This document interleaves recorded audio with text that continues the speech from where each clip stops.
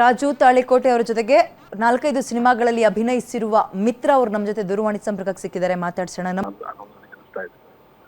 ಆರೋಗ್ಯವಾಗೇ ಇದ್ರು, ಬೆಳಗ್ಗೆಲ್ಲ ಶೂಟಿಂಗ್ ನಲ್ಲಿ ಭಾಗಿಯಾಗಿದ್ರು ನಿನ್ನೆ ತನಕ ಅಂತ ಕೇಳ್ತಾ ಇದ್ವಿ ನಾವು. ಬೆಳಗ್ಗೆ ನೋಡಿದ್ರೆ ಹಾಸ್ಪಿಟಲೈಸ್ ಆಗಿದಾರಂತೆ. ಹೌದು ಹೌದು. ಯಾಕಂದ್ರೆ ಅವರು ಆರೋಗ್ಯದ ಕಡೆ ತುಂಬಾ ಗಮನ ಇರುವಂತ ವ್ಯಕ್ತಿ, ಬಹಳ ಶಿಸ್ತಿನ ವ್ಯಕ್ತಿ. ಕೊರೋನಾ ಸಂದರ್ಭದಲ್ಲಿ ಊರಲ್ಲಿ ಇದ್ಕೊಂಡು ಸಾಕಷ್ಟು ಕೃಷಿ ಚಟುವಟಿಕೆಯಲ್ಲಿ ತೊಡಗಿಸ್ಕೊಂಡಿದ್ರು. ಮೊನ್ನೆ ಅವರ ಮಗನ ಮದುವೆಯನ್ನು ಕೂಡ ಮಾಡಿದ್ರು. ಬಹಳ ಬಹಳ ಪ್ರೀತಿ ಪಾತ್ರ ಇಬ್ರು ಮಡದಿಯರಿದ್ರು ಕೂಡ. ಈ ಇಡೀ ವಯಸ್ಸಲ್ಲಿ ಅವರಿಗೆ ಒಂದು ಮೊಮ್ಮಗು ಬರೋ ಟೈಮಲ್ಲಿ ಮಗು ಕೂಡ ಆಗಿದ್ರು. ಬಹಳ ಖುಷಿಯಾಗಿದ್ರು ಅವರು. ಬಹಳ ಆರೋಗ್ಯದ ಕಡೆ ಕಾಳಜಿ ಇದ್ದಂತ ವ್ಯಕ್ತಿ ಅವರು. ನಮ್ಗೆ ಇತ್ತೀಚೆಗೆ ಮೊನ್ನೆ ಒಂದು ಶೋ ನಲ್ಲೇ ಗೊತ್ತಾಗಿದ್ದು ಅವರಿಗೆ ಇಬ್ಬರು ಹೆಂಡತಿಯರು ಅಂತ. ಆದ್ರೂ ಅತ್ಯದ್ಭುತವಾಗಿ ಇಬ್ರು ಎಷ್ಟೊಂದು ಸರಿಸಮಾನವಾಗಿ ನೋಡ್ಕೊಂಡು ಖುಷಿಯಾಗಿದ್ದಂತಹ ವ್ಯಕ್ತಿ ಯಾಕೆ ಹಿಂಗಾಯ್ತು ಅನ್ನೋದೇ ಆಶ್ಚರ್ಯ. ಹೌದು, ಖಂಡಿತವಾಗ್ಲೂ ಕೂಡ ಏನು ಹೇಳೋದಕ್ಕಾಗುದಿಲ್ಲ. ಒಳ್ಳೆ ಜನರು ಬೇಗ ದೇವರು ಕರ್ಕೋತಾರೆ ಅನ್ನೋದೇ. ಬಹಳಷ್ಟು ಸಮಾಜ ಸೇವೆ ಮಾಡಿದ್ರು ಅವರ. ನನ್ನ ತುಂಬಾ ಕರೋನಾ ಟೈಮಲ್ಲಿ ಅವ್ರ ನಾಟಕ ಕಂಪನಿಯಲ್ಲಿ ಇದ್ದಂತ ಸುಮಾರು ಜನರಿಗೆ ಧನ ಸಹಾಯ ಮಾಡಿದಂತವ್ರು, ಎಷ್ಟೋ ಮದುವೆಗಳನ್ನ ಮಾಡಿಸಿದಂತವ್ರು, ಎಷ್ಟೋ ಶಾಲೆಗಳಿಗೆ ಸಪೋರ್ಟ್ ಮಾಡಿದಂತವ್ರು.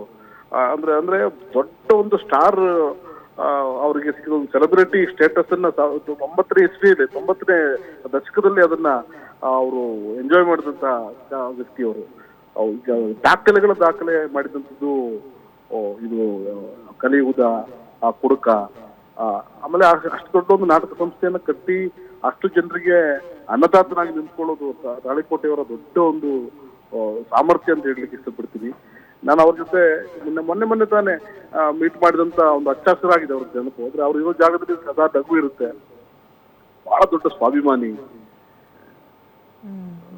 ನನಗೆ ಬಹಳ ಅದು ನಂಬಕ್ ಆಗ್ತಾ ಇಲ್ಲ. ತಾಳಿಕೋಟೆಯವರ ಈ ತರ ಕೇಳಿ ನಂಬಕ್ಕೆ ಆಗ್ತಾ ಇಲ್ಲ. ನಾನು ರಿಯಲಿ ಐ ಮೀನ್ ಶಾಕ್. ಕೊನೆದಾಗಿ ಯಾವಾಗ ಭೇಟಿ ಆಗಿದ್ರಿ ಸರ್ ನೀವು? ಒಂದು 1 year ಬಿಫೋರ್ ಮೀಟ್ ಮಾಡಿ ಗಂಟೆಗಟ್ಟಲೆ ಹರಟೆ ಹೊಡೆದು ಪಾರ್ಟಿ ಮಾಡಿ ಖುಷಿಯಾಗಿ ಹೋಗಿದೀವಿ. ಮದುವೆಗೆ ಕೂಡ ಕರೆದಿದ್ರು. ನನಗೆ ಹೋಗೋದಕ್ಕಾಗಿರ್ಲಿಲ್ಲ. ಬೈದ್ರು ನನಗೆ. ಮನೆಯವ್ರನ್ನ ಮಕ್ಕಳನ್ನ ಎಲ್ಲರನ್ನೂ ಬಹಳ ಪ್ರೀತಿ ಮಾಡಿದ್ರು. ಫೋನ್ ಮಾಡಿದಾಗೆಲ್ಲ ಬಾಯಿ ತುಂಬಾ ನನ್ನ ತಂಗಿ ಕೊಡು, ಅವನೇನಾದ್ರು ಕಾಟ ಕೊಟ್ರೆ ಹೇಳು, ನಾನು ನೋಡ್ಕೋತೀನಿ ಅಂತ ನನ್ನ ವೈಫ್ ಕೂಡ ಅವರು ಯಾವಾಗ ಫೋನ್ ಮಾಡಿ ಮಾತಾಡೋರು. ಒಂದು ಸಹ ಕಲಾವಿದ ಅನ್ನೋದಕ್ಕಿಂತ ಜಾಸ್ತಿ ಒಬ್ಬ ಆತ್ಮೀಯ, ಒಬ್ಬ ಅಣ್ಣ ಅನ್ನೋದು ನನಗೆ ಬಹಳ ಈಗ ತಾನೇ ನಾವು ರಂಗಾಯಣ ರಘು ಸರ್ ಜೊತೆಗೆ ಮಾತಾಡ್ತಾ ಇದ್ವಿ ಮಿತ್ರ ಅವರೇ. ಆಗ ನಾನು ಅದೇ ಕೇಳ್ತಾ ಇದ್ದೆ ಸರ್, ಸಾಮಾನ್ಯ ಹೃದಯನ ಬಹಳ ಆರೋಗ್ಯವಾಗಿ ಖುಷಿಯಾಗಿ ಇಟ್ಕೋಬೇಕು ಅಂದ್ರೆ ಯಾವಾಗ್ಲೂ ನಗ್ತಿರ್ಬೇಕು, ನಗಿಸ್ತಿರ್ಬೇಕಂತೆ. ಬಟ್ ಇವ್ರು ಅದೇ ಕೆಲಸ ಮಾಡ್ಕೊಂಡಿದ್ದಲ್ವಾ, ಯಾಕೆ ಇವ್ರಿಗೆ ಹಿಂಗಾಯ್ತು ಅಂತ ಪ್ರಶ್ನೆ ನನಗೆ. ಭಗವಂತರ ನಿಜವಾಗ್ಲೂ ಕೂಡ ನಾವು ನೋಡಿ, ನಾವು ಸಿನಿಮಾದಲ್ಲಿ ನಗಿಸ್ತೀವಿ, ಆಚೆ ಕಡೆ ಸ್ವಲ್ಪ ಸೀರಿಯಸ್ ಆಗಿರ್ತೀವಿ. ತಾಳಿಕೋಟೆಯವರು ಹಾಗಲ್ಲ. ಸದಾ ಚಟುವಟಿಕೆ ವ್ಯಕ್ತಿತ್ವ, ಸದಾ ನಗ್ತಾ ಇರುವಂತ ವ್ಯಕ್ತಿತ್ವ, ಬಹಳ ಸಹಕಾರ ವ್ಯಕ್ತಿತ್ವ. ಯಾರಿಗಾದ್ರೂ ಕಷ್ಟ ಅಂತ ಹೇಳಿದ್ರೆ ಕೈ ತುಂಬಾ ಸಹಾಯ ಮಾಡೋ ವ್ಯಕ್ತಿತ್ವ. ಊರಲ್ಲಿ ದೊಡ್ಡ ಒಂದು ಮಿನಿಸ್ಟರ್ಗೆ ಇರುವಷ್ಟು ಗೌರವ ಈಗಲೂ ಅವ್ರಿಗಿದೆ. ನನಗನ್ನಿಸುತ್ತೆ ಉತ್ತರ ಕರ್ನಾಟಕದ ಜನ, ಅವರ ಅಭಿಮಾನಿಗಳು ನಿಜವಾಗ್ಲೂ ಕೂಡ ಇವತ್ತು ಬ್ರಹ್ಮನಿರಸರಾಗಿರ್ತಾರೆ.